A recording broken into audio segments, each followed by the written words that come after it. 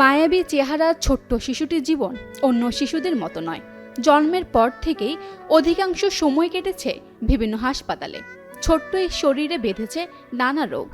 শিশু আবু হাসানের হার্টে অসংখ্য ছিদ্র, খাদ্যনালী শুকিয়ে গেছে এবং রক্তনালীও চিকন হয়ে পড়েছে।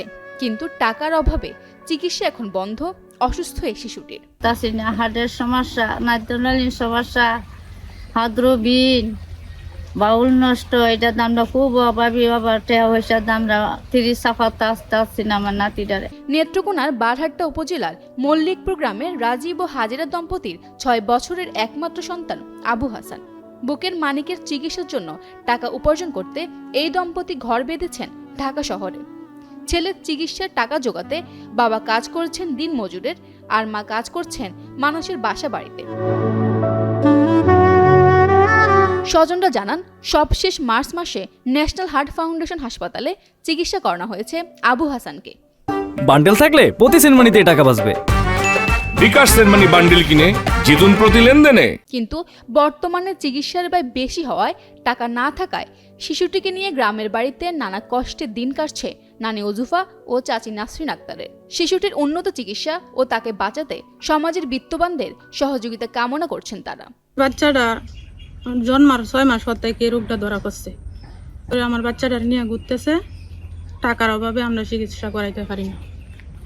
এখন খাদ্যনালীর সমস্যা, রক্তনালীর সমস্যা, বাউলের সমস্যা, হার্ট ছিদ্র, এরকম আছে। আমরা টাকার অভাবে অনেক চিকিৎসা করাইতে পারি। আপনারা তো একটু দয়া করুন। আমরা এই যে ছোট বাচ্চাটা আছে, এটা এই জন্মের পর থেকে হার্টে ছিদ্র, ভালভেও সমস্যা এবং রক্তনালীও চিকন, এবং এই বাচ্চাটা যদি চিকিৎসা করে তো অনেক টাকার প্রয়োজন। এর মা বাবা একদমই গরিব, মানুষের কাছ থেকে এলাকায় বিভিন্ন গ্রামের মানুষের কাছে চায়া চিনতে নিয়ে চিকিৎসা টুকটাক করছে।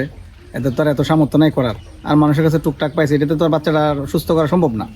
তো এরা আসলে এর বাপটাও গরিব, বিভিন্ন ঢাকাতে কাজ টাজ করে।